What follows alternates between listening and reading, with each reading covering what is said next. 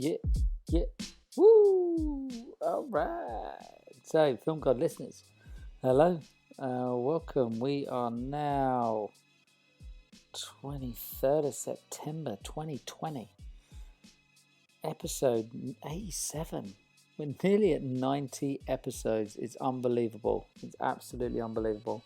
And I just wanted to kind of do a little recap of everyone that's sponsored so far throughout the last few months. So firstly, big up to RSVP, Robbie and Spindle, and the video playback operating duo with I think now 7-8 operators, and then Juma Kitchen. So Mr. Philip, founder, friend, long-time friend, an amazing chef. Has got doing some crazy, beautiful, tasty food, and he's out in Borough Market, so go check him out. And then Rate App was only a few weeks ago now. Well done to everyone that took the 6 months free. It's now dropped down to 3 months, but go and check it out. I hope everyone is enjoying getting back to work and is feeling safe and is feeling secure. And, it's going to be Christmas soon. We're going to be all sitting around a table eating turkey and feeling stuff. So, big up, big love. Enjoy the app. Part of the thing. Right. So, hello, ladies and gentlemen, Film God listeners. We have a lady today who has, throughout lockdown, just been there for me. And it's just like when lockdown first started, she was there supporting me on all the little madness things that I was doing. And she became part of my family. It was like my mum, my sister, and this woman were there. And they watched everything and they listened to everything. Now, she does have cats. So if you start hearing cats noises, it's in your headphones. You haven't suddenly just got a cat that's just jumped in the house. So big love. Thank you for coming on, sis. What is your name and what is your role on the call sheet? Well, my name is Carreño, and my role on the call sheet is focus puller or first AC. Most of the time. So, what does being a focus puller and a first AC, what does it mean to you? To me, it means that I have been very busy for the last 10 years or 12 years even learning how to do that. Yeah. Because what's the route up then? What you actually, no, don't answer that. I've jumped a question. I'm pretending like we're chatting. We're not chatting. I've got to let you answer it. I can't just jump. So, what does it mean to you? Well, to me, it's kind of like I finally started doing what I kind of decided I wanted to do once I started in this business. Because I started in this business thinking I wanted to be a DP or a cinematographer. And then once I started as a trainee, I realized that was possibly not the thing I wanted to do. That was a bit too much. And I don't think, so I only realized how much a DP is in charge of. And, because you start realizing, you do your lights, you do your camera, you do your kind of grips and stuff. But then you start, when I started as a trainee on my first feature film, and you suddenly walk into a proper set. I had done short films and this and that, but I had never been on a proper set, like with a feature film with a full crew of more than 10 people. And you suddenly walk in and you just see it, and it's all like a well-oiled machine that it just works, and everybody knows what they're doing, and it just works. And I thought, oh my God, how much time did I lose in all the short films because we didn't know what we were doing? Yeah. But yeah, you kind of walk into it and suddenly realize I was like, DP is a lot bigger than huge. I had even considered to think about how big it was. I hadn't really thought about how big a job it was, kind of thing. And then once I realized it was, I kind of went like, well, hang on a minute, like being an assistant is really fun, and you kind of get enough, and then you get to, you just trainee, then you get to loading, and you get to see that focus pulling. It's not a particularly easy job. It's a lot of stress.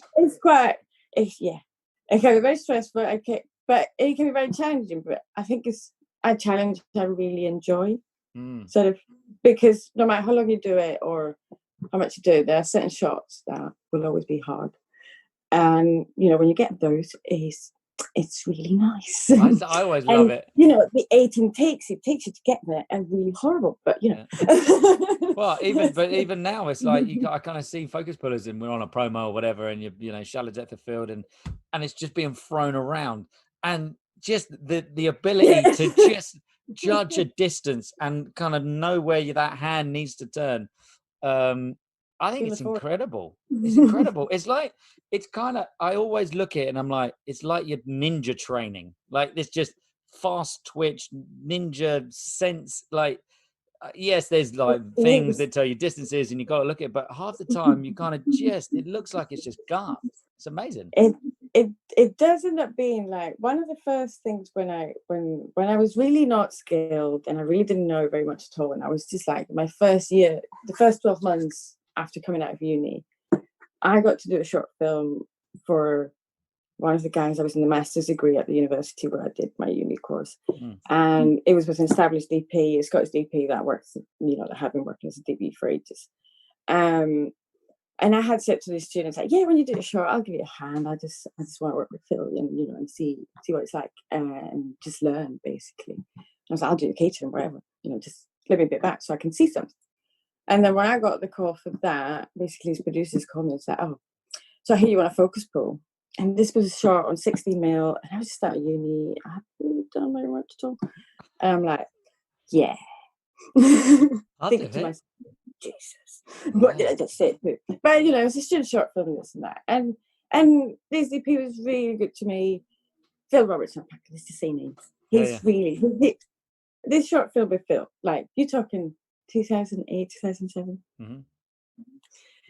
And it was a really tough shoot because it was just like 7 days, half of it were nights and stuff. But for me, it was a masterclass, a 7-day masterclass on focus pulling 16mm. Wow. And I learned so much. And he got me crew, I was there as a focus puller. I didn't know anything. And he got me at times, because it was a short film, it was a budget, and it was freebies. He was just pulling favors from crew he knew, from established crew he knew. So it was one of the first kind of steps in the industry, knowing people. And all those people, I had established focus pullers loading for me. Wow. Established loading for me, and at the same time training me in a really generous way. So it was a really tough shoot, but it was really good fun. That's amazing. I learned so much. I was really knackered by the end of it. But I made some really good friends that I still have in this industry. And, and they got me onto things that got me further. Like one of them mentioned the trainee scheme I ended up applying for that I got to. That was really my first foot in the industry that got me the features and got me known with the people you need to know so that they called you to train you, and help you work up as a trainee. So that kind of little short film was kind of my first way into focus pulling when I knew nothing really about. I mean, I just done short films at uni and short films with other people, kind of in a really amateur way, in a really unhealthy way. Well, the thing is on those jobs. We don't know what we're doing. Yeah, you don't know what you're doing. You're like, you're at uni, you're 20, you're 20 something. You kind of think you're just all muddling along. You think you're doing the best thing, and then you see it done properly, and you go, "Oh, that's why they did." It so happened that once I got the traineeship through Scottish Screen. So let's go back because it feels like we've just jumped a phase. So let's just start. Kind of cool. Yes, I like it. It's like you're throwing me little jigsaw puzzle pieces. I'm like, hold on. She went to think she was in Scotland. No, she wasn't. She was at the uni. So let's just start. Let's start. Let's go from that beginning. It's like, was cinema? Was it film? Was there TV? What was it that then suddenly made you want to get into the industry? And then how did you then get to uni? And then from uni, then let's go from there. Okay. Well, let's just super long story, but I'll try and keep it short. Okay. I'm Spanish. Oh, my family sleeps siestas. I don't. I just can't sleep during the day. Do you know? My mother. Oh God, I love them. I just can't. I can't wake up. I just have to write off the rest of it. Anyway, my mother always used to sleep her siesta on the sofa watching the documentaries on the second channel of Spanish TV. Any Spanish will know what I'm talking about. Los documentales de lados. It's an establishment of Spanish TV, and they've been there forever. And I just watched lots of nature documentaries. And I used to think I wanted to be a marine biologist, to do documentaries about whales and sharks. But then, once I kind of grew up and stuff, I had to realize that I didn't want to be a marine biologist. But by then, my dad had kind of picked up on this kind of thing. Anyway, like, if you want to do documentaries about animals, shouldn't just start doing some photography? And I thought, that's a really good idea, Dad. Nice. But I had no money or any idea of any courses or anything like that. Leave that with me. So there was a course at the university where he worked. that kind of like, you could just sign up. So he signed me up. I was in high school at the time. And he signed me up to this course and was like, you need money for supplies, for film, for paper. Just, I'll give you money. I was like, Dad, you're darling. Yeah. So I did that course. I ended up being the only one that used to go. So I did that course for myself, and I just learned a bit of black and white photography. And with that, I thought, ooh, let's not do uni. Let's go to college and do a 2-year course of photography and video and see how that goes. Mm-hmm. You know, if I don't like it, it's only 2 years, so I'm not wasting much time. And it's free. And where are we? We're in España. We're Spain. Still in Spain, okay. In Valladolid. And so I did that course. I had a lot of fun. I learned loads, but still not enough. Yeah. And after that, I thought I found a course in Edinburgh. So I did 2 years in college in Spain, and then I applied for uni in Edinburgh at Naval University, and I went there and got in, luckily. What was it? Sorry, what was the course again? The course was called Photography, Film and Imaging. Okay, nice. And it was like 4-year course, and it's like the first year and a half, everybody does stills photography, and then kind of halfway through you pick if you want to do still image and moving image. So you kind of like, I want the moving image way of things, and just finish a degree there. And then after that, one of my lecturers recommended me for a short film that was BDP by a former student. Did you do any kind of hands-on filming? Because it's like, you mentioned that you came out of uni and went straight into like focus pulling, but I know that me as a student. As a student, we did, and my film course was there was a lot of theory. We actually wrote our life away in essays. We did write a lot of essays, which, you know, it's the thing. People always ask, it's like, do you regret doing a degree? And I'm like, no, if at any point I break my legs and I can't go to work anymore, I can write, because I did a degree and I wrote my life away. So it's like a backup plan of, you know, well, I have to write. It's not really my thing, but I'll have to, because if I break my legs and I can't go anywhere, I'll just have to do something like that. So, you know, we're going to have to think about this, because, you know, we can do our jobs because we are mobile and of all sorts of things, and anything can happen. That's only we can do our jobs. Yeah. If you think about it. So I don't regret doing my degree, but it hasn't really got me where I didn't learn in my degree how to be a camera assistant. You kind of learn a little bit. So it's still a degree. I did do a few shorts. I did shoot a few things. I can hear the cat. Is the cat at the door? She's at the door going, why am Let I me in? I don't know her in, but it's just, I mean, that's cool. I'm cool. If you're happy, I'm cool. She might give up eventually. She's like that. She's getting louder. So uni, did the degree, came, and it was in that university degree that you then met someone that got onto the short film. Yeah, well, they started doing the screen academies in Scotland, and this first screen academy Scotland was part of, I think they're independent, but kind of, it was sort of joined with Napier University, where I was doing my degree. So you kind of got to know the students, some of them doing the master course. So that's one of the director's students was the one that this is the thing, you say, well, I think smoking is such a great bad habit, because you do meet a lot of people. Especially, like, we're not. That's not advocating smoking cigarettes. Team. I know, I'm not advocating smoking, but it's a really filthy habit and bad habit. Like I said, it's a bad habit. But you do. It was 2006, the year I graduated. It was that year that it became a thing that you had to start doing outside. Yeah. So it became if it was a social thing before, nowadays it became more social, because you start making a lot more friends outside, asking for a light or asking for a cigarette or a paper or whatever. I remember first my student, like when I started, like everyone was smoking on the film set, and now I look back, I'm like, everyone was just like, there was like some directors would just have their own ashtray next to the video playback, and they were just like, 40 a day, and you wouldn't have even thought twice about being around. It just wasn't something that you thought about. Yeah, I mean, I've heard about this. I've never lived it, because I was in uni when you could still smoke on set. So, we're just, so ladies and gents, if you can't, the cat is very much kind of jumping all over. she's taken minds, she's taken thought processes away. It's just like, get off the iPad, get off the iPad. I saw Jane Fries the other day, and she met the police cat, this cat, and she did say that we should feature her. in the podcast. Yeah. Right. Put her up to the microphone. Come and say your bit. Come and say your bit, Bubba. Come on. So she's just looking at me. What do you want to say? No, you gotta go quiet now. Let's just see that she's just quiet. So tell us. So tell us about that journey into real. It's horrible. It's not real life, but full professional career. Sorry, not real life, but professional career camera team. How does that start? Because if you were focus pulling and you had people that were established under you, did they then give you kind of camera trainee stuff, or how does that all work? Well, yeah, no, exactly. That's the thing. I did first thing out was a short film for someone that was an ex-student from Napier, and there I met a couple. And for that one, I was a trainee.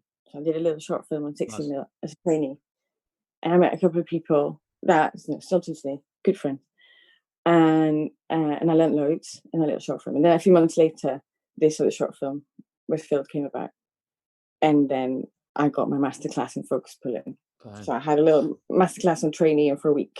Yeah. Quick. A few months later, I just, at the time, I think I was quite a sponge, and I just wanted to learn loads. And I was like, yeah, just taking it all in.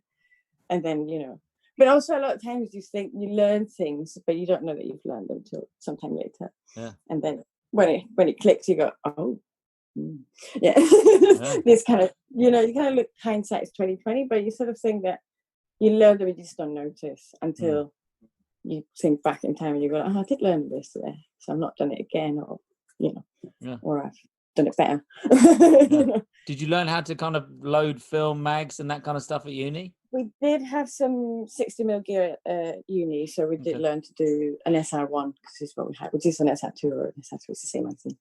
So we did have that one, which made me quite confident with film. And then, then once I had managed to do that short film as a focus puller, which was top flip and luck I got that. The camera assistants that I had there, that were my camera assistants and trainers at the same time, coaches, training people, because they did teach me so much. Yeah. They were like, no, you should apply to the Scottish Screen Traineeship, the net ski. And I was like, all right, okay. And so I did. And I applied to it. Basically, it was a scheme run by Scottish Screen that doesn't exist anymore, because now it's called Screen Scotland. Or Creative Scotland, even. Yeah. I'm rebranding. But they used to run a scheme that was called NET's New Entrance Trainee Scheme. I think down here in England, they had a similar one called FT2. Okay.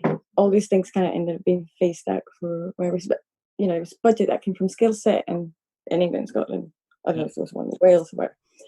And so you could apply for it. And basically, it's a little bit like what skill set trainees are nowadays, I think. Basically, you don't get wages, but you kind of get some support money, so you get X amount of money every week. That is just basic, and it just allows you to pay your rent and pay your bills and feed yourself, basically. Nice.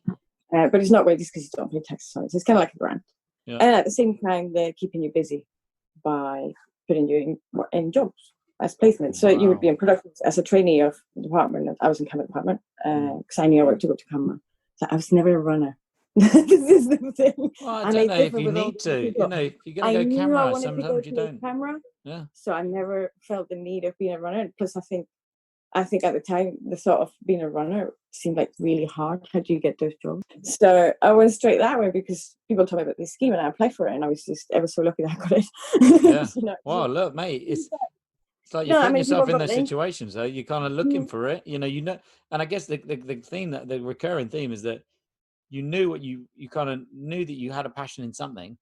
It then turned into, you knew that it was the camera, and then you've just gone for it. No, still at the time, I thought I wanted to be a DP. Okay, yeah, of course. Yeah, but I did think that to be a DP, the camera department seemed to most natural way in and way up. Yes. Which nowadays think about it, and it's like, it's really just one way towards DPing, but I know more now. Yes. But yeah, I just thought, so I went that way, and lucky me, I got my foot in that way. So it's quite. I mean, it's not like they interviewed a lot of people, and that or there was only going to be one camera trainee for the year. So it's like, wow. And I know that I think they only interviewed. There was lots of applications, but I think only 8 people were interviewed for each role. So I was quite. I guess just getting the interview, I was quite. I was going to say, yeah, it sounds like they like. Sometimes some unis, some colleges, etc., they don't want someone that's 16, it doesn't really know what they want. It's like you'd done a bit of uni, you'd done your degrees, you'd done your thing, and then you're like, right, I need to just be. The cake is here. Just put the icing on and put a cherry on me. I'm ready for the industry. That kind of vibe. It's quite funny because now that you ask it, that's earlier I was focus puller for this person, and this earlier I was person trainee. That was a question in my interview for that traineeship, because obviously you fill in an application form, you do a little bit, you give them an idea of what experience you have. Because the fun thing is that you don't want to be too green, but you don't want to be too experienced, basically, to get that, because they want to get the right person in the right moment. So you just don't want to show up too experienced, because then they'll be like, no, you should be working. Yeah. Or you don't want to be too green, because they're like, you can have a few years, yeah. I think I managed to balance out my application. Yeah, amazing. And they were like, you've done a film, you've focused both for Phil Robertson, and you say you want to be a trainee. And I just kind of went like that. I'm like, I've got so much to learn. That was the chance I got given, and I just couldn't say no to that. Yeah. But, I was being taught by them. Because they were like, you're being focused, but now you're asking for a trainee job, and like, you might not even get to touch a lens. Are you going to be okay with that? And I was just like, look, I have no pride, Yeah, the beginning's the beginning. In your life, you say things like, I have no pride. But I think that's the line that says, I have no pride. Yeah. It's like, it's fun. I just want to be there and learn. Yeah. And then, funny enough, my first placement with Scottish Screen was a feature film, DP, by Phil Robertson, who was the DP that I did. So it was great in that sense. Amazing. And then the operator was the third person in the panel who was choosing each department. So it was kind of like, it's a really nice. I really love that first job. I have such a fun memory of it, because amazing. It just gave me such a great family feeling, sort of thing. So, and that kind of like, and so through that trainee scheme, they kind of like, I spent a year. It was 12 months for me. So throughout that year, they just put me lots of placements. I got lots of work experience. I got to learn loads. I got to meet lots of people, and so by the time I finished, I could just keep going. The phone kept ringing. And that's it. Once you're in that hamster wheel, once you're in the creative wheel, and getting people to know that you exist, and then people start knowing that you exist. Maybe they don't know you, but they know someone that knows you, so they're like, all right. So and it's Scotland. It's a small industry, so people get to know each other a lot quicker because there's less people in a way. So then what brought you? How long? What's that process to you now being a full-time focus puller? How long? I guess it can be it can be different in time for different people, but how long were you in Scotland for? When did you come down? Was the coming down a bit of a kind of like, right, I'm going to be a this now, and then you come down and not rebrand yourself, but find a new you? It was a lot of things, I suppose. I was in Scotland for a total of like just about 10 years, sort of thing. So like first 4 years in uni, then kind of like a year finding my feet, still working retail. And then to kind of start working as a trainee. So I think it was a couple of years as a trainee, and then 3 years working as a loader. And then suddenly, I think it was 2010, just wasn't a great year. It just was a quiet year for me. There wasn't much work about. And it got to the point I thought, I might have to move to London, because you know what? It's more work. It's closer to my family. It's it's one less hour in a plane. But so for a long time it was 2 planes. But so it got to the point that I was like, go to London. It's more work, and it's close to home. And so I did, and it took about a month to find my feet. Because you come down to here, and I didn't hardly any. Yeah, did you have to start again? Start off, but at least I was established as a trainee. I was just like, I'm loader. Because the thing is, stepping up takes forever. Somebody I think mentioned in another podcast that there's one moment you choose to step up, and then there's a period of time till the moment that everybody assumes that you stepped up and you're in that next stage, and that period of time could be somewhere between 1-2 years. That you start going like, no, I'm this, until the rest of the people were like, all right, okay, we'll just call it. There's always that kind of moment that you feel ready to step up before the industry's kind of caught up to your way of thinking in a way. It's like, I'm a DP, and everyone's like, no, I'm not sure you are. 2 years later, you're a DP now. No, exactly. So I'm not planning on doing that one, but who knows? Never say never. But and I think that's why also it's taken me so long to step up to focus pulling, to be honest. Because is that a tough step up? Is it tougher to step up to focus pulling than it was from trainee to camera assistant? I think it's just as tough, but because it's weird. I mean, in the camera department, it's a weird department. Every job is different in the camera. When you're a trainee, you're basically a trainee loader. But these days, especially on dramas and features, a lot of times you just a video playback, which is not the same thing. But really? We train. Yeah, it happens in moving dramas. Monitors and it happens in dramas and in TV that I know of, and I don't know. Probably in the features, probably not, because I don't know. So I don't really do big features, but in low budget features and TV dramas that I have done, I haven't done one for at least a couple of years. But it is quite common that it is the camera trainee that does the video, that sets up the video village, and not necessarily record the takes. That kind of tends to fall possibly into the script supervisor. So I mean, with time they have made little devices that is really straightforward for literally script supervisor, just press record, or even machines that just, as soon as the camera is running, it triggers through the camera and it starts running, so nobody has to worry about it being recorded. Hopefully. But yeah, it tends to be the camera trainee that does the video, and that's kind of how I train, because I trained.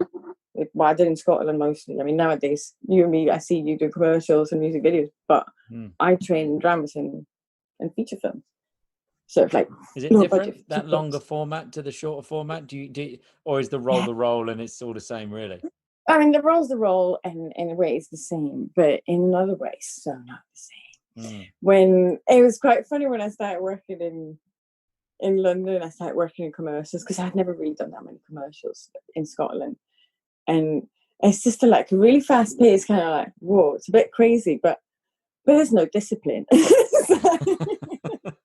I was going from really, I've done my dramas, I've done my feature films and things like that. And in the current department, we're very anal. It's got to be done right.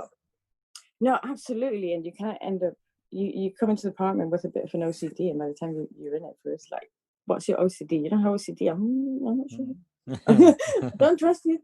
You've got to have some OCD, Yeah. So dramas can be quite disciplined and hierarchical, and it makes sense, because there's a lot of people, it needs to work and it needs to run smoothly, and there's a lot of pages to shoot. So we need to meet schedule, sort of thing. And then you start doing music videos, and if you don't get the slate, whatever, it's fine. I think my first focus puller I was loading for at the time, who's just I was like, well, what about this? What about this? Like, don't worry, this is a music video, everything goes. And I'm like, oh, okay. So I had to kind of I can relax.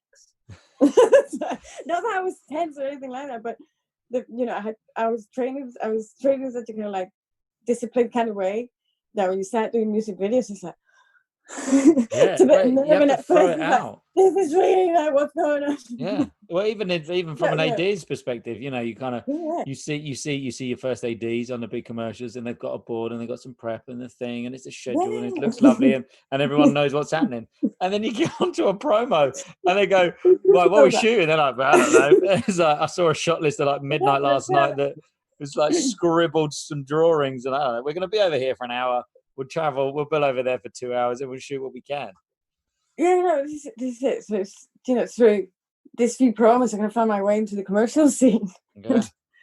It's like to get to know more people, and more people knew me, and so you get more work. And then I send up to diary service. That helps. Nice. Who are you with? What, Wizzo, or who's good for camera? I'm with Sue. Sue's Cruise. Nice. Yeah. Just at the time during that year, I seem to have met a lot of people. I worked for Sue's Cruise, and I didn't know very much about the diary service, because there were no diary services in Scotland. There's one directory, but it's not a diary service. Oh, you sounded very Scottish there when you said directory. Yeah, it comes back sometimes. It does.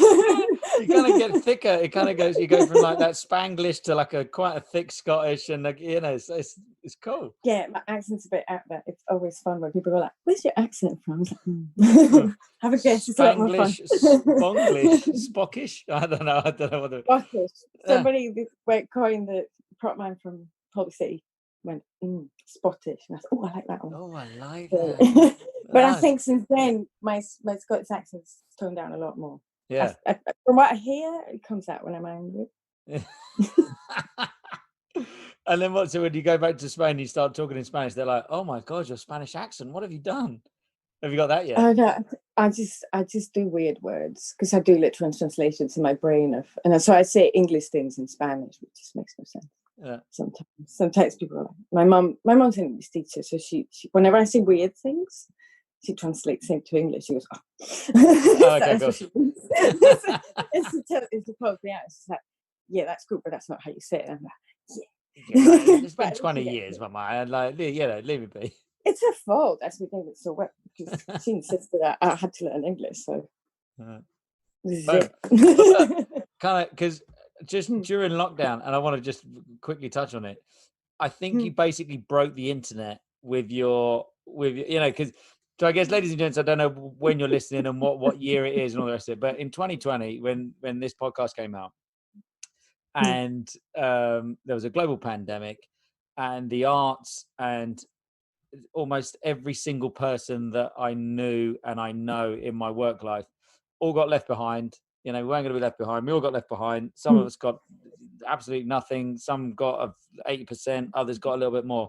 But there was this whole big thing about kind of putting up a photo of yourself. I put up a photo of yourself at work just to kind of bombard social media. And it kind of felt a bit silly because everyone that's on my social media is all part of my film world anyway. So it's not as if anyone outside of my world was going to see it. But you put yours up, and it absolutely had me in stitches. Can you just talk me through it? Well, when that happened, I'm not even thinking about it. I think that happened. I remember that was the first job of the year. I think it might have been the first job of the year, 2015. Okay. And clap a loader? Yeah, I was still loaded. Yeah, no, I've only been loading since 2018, I think. Or 2017 even. But, more officially. But 2015, definitely loading. So that's what you see me not really managed to do very well in the video. But so no, everybody was posting a picture and this and that, and it's been ages. So I was like, I don't really have a picture that I fancy that's going to say something about what we do at work. And I was like, and let's face it, everybody that's going to see this is already in the industry, so they know how left out we are. And I was like, I just want to make people laugh and make people smile. So when this happened in 2015, I was crying with laughter for 3 days, just thinking of it. I love it. It got captured. And so when it was all about to draw attention to what we do at work and what is important that we do this at work, and I was just like, what other workplace can you do this? Get on camera and just get on with the job and have a laugh and continue with it, And because it was a shitty time, I just wanted to make people laugh. And I knew that video was going to do it because when it happened, I showed it to a lot of people just crying with laughter at the time. And I always, I send it to my family and cousins, like, if you're ever sad at any time, just look at this video because it's inevitable that you're going to laugh and chuckle because it's so stupid, especially knowing that nothing happened to me. But yeah, I didn't break myself. The camera setup is like, it's one side of a set which looks like a runway, like a catwalk. It was meant to be a catwalk. Yeah. So on the other side, you just see like there's like a few rows of people, and you only kind of see them from like chest up, and they're all super glam with glasses and thing. Everyone's like coiffed and all the rest of it. All of a sudden, enter camera right. One clapper loader with board in hand. Now, what did you thought you were going to like slide in or something? Or what were you? What was the story? Is that because? So basically, it was a funny ad for a chocolate bar. Basically, it was a fashion catwalk, and it was a catwalk full of water. And so the gag was that somebody eating the chocolate bar, just moped their way into the catwalk, like, ooh, and then the man with a suit and a mop, just a mop, is mopping the catwalk and works the catwalk. That was the gag of the idea. So there was water all over the place around the catwalk. And so I thought, for this take, because I've already got the mark on the A camera on the crane, but I'll just slide into shot. But I said, it would be so cool if I managed to slide into shot with the slate on. And this is what you shouldn't do, kids. Yes, it would have been so cool if I had, but I did not. It was not even not cool. It was that it really scared some people. Well, it looked like a comedy, like your legs physically went up in Well, the air. I remember, so it's just the one leg goes up. I was just sliding in, and the one that was kind of like this one, which is the right one, I was going to kind of aiming to put the foot, aiming the foot in the direction of slide, and as I turned the foot, it went that way and up. But somehow I managed to get the other foot down, and I keep sliding up to that other foot. And I remember just holding on to that catwalk, shouting, "I'm still here!" And then the lovely 4 extras behind me, they literally just bounce me up. That's why it looks like I've got springs, and it's such a great recovery. Yeah, they just threw you there. My bum did not touch the ground. Amazing. I did not hurt myself at all. It's just that my leg went up. Oh, and I'm going to have to find it and put it up. In limbo, and I held onto the catwalk. If I hadn't held onto the catwalk, I would have smashed my head onto the board. Was still in the air. It felt like that. I think the board, you could the then board just was like one hand I had the catwalk, the other hand had the board, one leg was in the air, and 4 extras behind me propped me up. And that's when I was like, all right. And so I plant the board and I look at the guys with the camera, and I go like, right, B-Mark. And they're both like, are you alive? And I'm like, yeah, wrong camera. And they were both like so scared. And so I just kind of walked in. And then kind of, nobody ever saw that. Oh, I loved it. 4 extras helped me up. There was only about 200 that day. Oh. That you just don't see them in that shot, but just incredible. So, I loved it. When you don't try and do the cool sliding into shot. It does not work out, kids. I mean, I'm not embarrassed about it because I'm a clown and I'm okay with it, but some people may get embarrassed if they do that in front of everyone. Yeah, they'd be like that. I'm not putting the board up. Just they'd be handing the board to the ASA, just like stand up, just call B-Mark and clap it, and I'm gonna crawl out of here, out of shot. Yeah. But to be honest, we didn't have that video because A camera was running, because B camera missed it. B camera was waiting for the board. Yeah, no, like a good focus puller waits for the board to be in shot to run camera. You gotta see. You shooting on film? So yeah, we weren't shooting on film, but that's the habit because focus pullers have three there. You just don't run the camera until the board is there.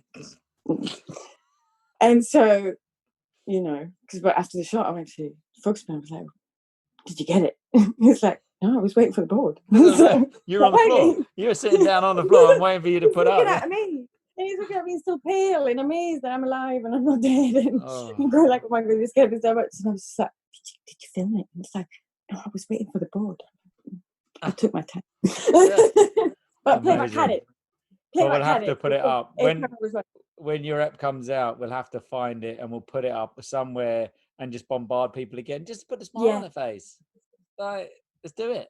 So you have those kind of moments on set, but is there a point that before that or during it or in this kind of journey that you've gone on that you suddenly have gone, this is it. I'm in the right industry. I'm in the right department. Or did you always just know it was for you? You always knew it was camera. You always knew it was going to be that route. I always knew it was camera. I think it was on that first feature film that I knew I was in the right place. I was in the right industry.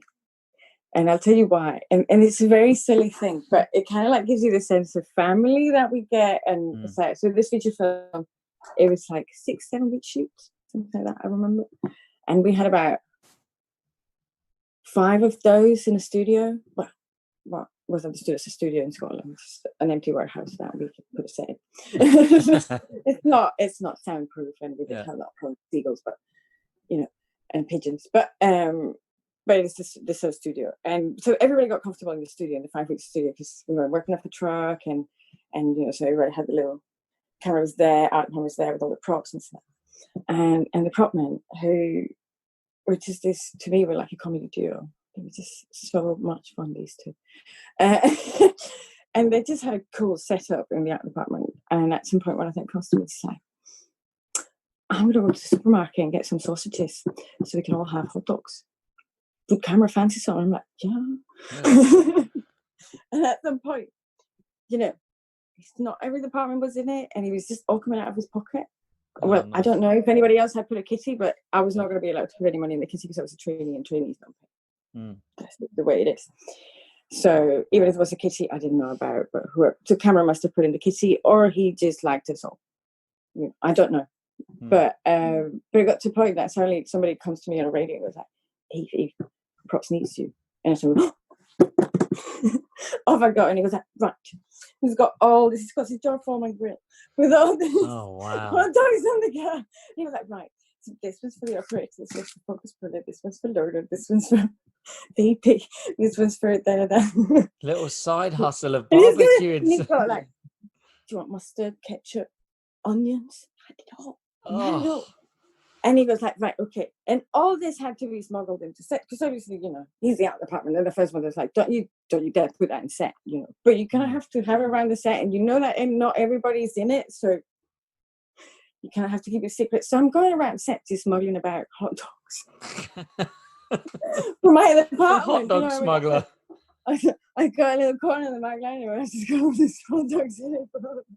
Suddenly somebody that was not in the loop of things, so goes like, as I'm literally gobbling the last bit of my hot dog, was like, Eve, what does the set stink of bacon? I'm like, not bacon. Not bacon. I can't tell you. Love it. And these little things like that, and I go like, this is what happens when you have all these random people that just have to spend all this time together, and they just make family. And I thought, if this is what's going to be for the rest of my jobs, for the rest of my life, I can live with this, definitely. I can live with this sense of family, with people that 3 weeks ago I didn't know. And today I'm just having the bestest hot dogs, and I feel like putting some insight to the thing. It was just really good fun. It was really good. And, and this kind of thing, those kind of little moments never seem to stop happening in whatever set. It's just silly things in amongst us, but it kind of like, it creates some sort of closeness amongst the crew, and and I think I don't know that you get that in other jobs. I don't. You're right. I don't know how many other jobs you could turn up and meet someone or a group of people and work with them for 2 months, and all of a sudden you got friends for life.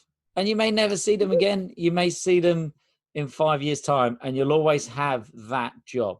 If you saw that prop master now, you'd be like, you got a hot dog, and he'll know exactly what it's like they're the things. I saw him for so many productions in Scotland. Like I said, it's not that much crew, so you do contact with people a lot, and he just make me laugh always. There was one time that I put on a kilo in one job. He found it so funny. Sausage mate, you're like, oh, thanks very much. Anybody that cannot see this podcast, I am a skinny ass. I just do not put on weight. And I was just like, I put on a kilo through this job. And so I was congratulating the caterers for doing that, saying that nobody manages to get me fat. Well done, caterers. And he just kind of walked into the catering door and was like, what? You put on a kilo? Oh my God, from now on I'm going to call you FB, fat bitch. So, amazing. Yeah. All right. Well, look, we kind of towards the end of the app. Zoom says we've been on now for about an hour, and I love to just the last two questions I always love to finish on. The first one is the kind of advice to younger self, and I don't mind at what role or when or who, but just what you would say to your younger self. And then we finish off. I walk away. I give you the mic, and then it's your chance to kind of give a person, a thing, a project, whatever you want, a big shout out. So what would you say to that younger you? To the younger me, I mean, I would say it's okay, you're not in a hurry, because you're not, which is fine, because I don't think I ever did things in a hurry, but maybe there was a time that I thought, oh damn, I could have done things quicker. I didn't have to do college and then uni and then, But it's fine. It's absolutely fine. I think living your life at your own pace is, follow your path, but you don't have to hurry along it. Do it at whatever pace you think is good. Paseo. You don't have to be running everywhere. Like that. No, it's like, I think it's everybody kind of you find your path finds you, kind of thing. But I just don't do it in a hurry, because it's stressful. And there's no need for stress. And it'll all go by. It'll all suddenly be a blur anyway. It's like this lockdown. All of a sudden, I'm like, oh, how are we? How the hell has that flown by? It has. Amazing. All right. Well, look, I'm going to step away. I'm going to give you the Film Gods round of applause. Woo! Thank you so much for coming on. Thank you I'm for going to having step me. away. So if you've got a person, a thing, an organization, anything that you want to give a shout out to, the time is yours. It's crazy because I want to give a shout out to whoever's going to give me my first job after the pandemic. Whoever you are, out there. I think that's a shout out that I'm going to give it to you now in advance. Thank you. It's been a while. No, I mean, it's funny because I want to shout out to everyone who's ever been involved in my training. So for that reason, I can't name names. You know who you are.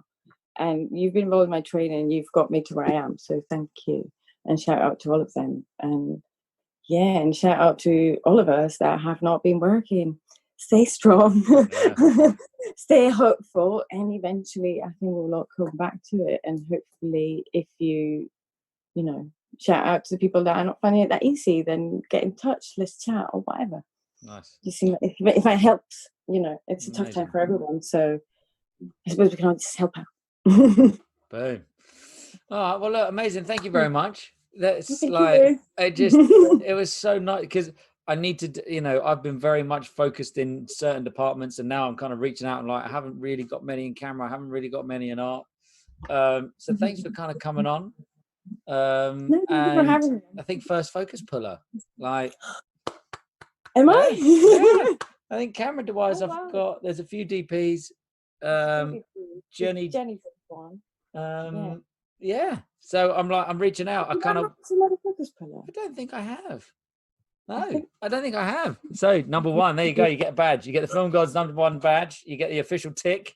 Hooray! Thank you so much, mate, for coming on and for telling us your story. I loved it. I'm amazed to be part of it. Sounds really cool. I've loved most of the ones. I've loved them all, but some of them more, it, because I've just said it. But there's some of them that really kind of touched me. I really love the one with Jane, and I talked to her about it because I saw her 2 days later. Amazing woman. But and I guess the thing is that what people are finding is that they're not coming on to listen to someone talk about the technical aspects of their job and their role. It's like we all kind of roughly know, but it's the kind of stories, and it's the it's hearing you, and it's hearing their ideas and their beliefs and their thoughts on what it means to be part of this big film family, man. I love it. So thank you. Yeah, that's it. It's about the film family, and this is what I think you're doing really well with this podcast. It really does feel like family, because all the stories it's what we talk with Jane. There's the ones that I really like. Jane ones, the playback ones, Tony and Vaughan, and Jane was just they're just really personal, and it's and that's what it is. They're really personal. So for that, kudos to you, because you get this out of us, and it's really beautiful. Oh, thank you. Well done. It kind of shows people that what we do is actually fun, and we actually make friends. Yeah, you can, and you can make friends for life. As we said before we started hitting recording, I'm hoping that this is like a documentation of our generation, whether you're 20 years ahead of us or 5, 10, 15 years behind us. It's this chunk of people that will know of each other, will have heard names, will have heard stories, and for the future generations, they'll be able to see how it was, those stories. And I honestly, if this does last and people are listening to this in whatever future it may be, the roots up are going to be the same. The stories are going to roughly be the same. The experiences will probably be the same, because it's just a natural way of human beings, and especially as film crew, you have to instantaneously, if you're on a job and you've been thrown in and it's with a team you don't know, you have to instantaneously find where you sit in this. It's like a bottle of water, that's got big rocks and small rocks and sand and water, and you're being thrown in, and then it's all shaken about. You've just got to find out how you sit in that world. And I think as film crew, we are very, very adept at being able to just suss out a situation like that, being able to figure out what we need to figure out and do what we need to do. So I don't know what I'm trying to say here, because this is normally an outro where I'm just thanking you, but we've turned it, it's like turned into some big spiel about how amazing film crew are.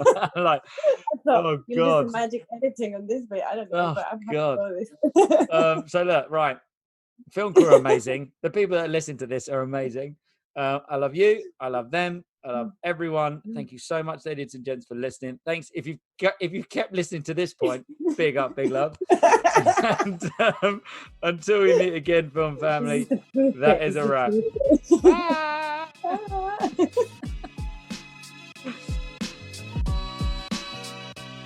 So that was a chat with the king or queen in the game. I'll give it a shout at the end so you all know the name. It's the Film Gods Podcast. The what? The Film God Podcast.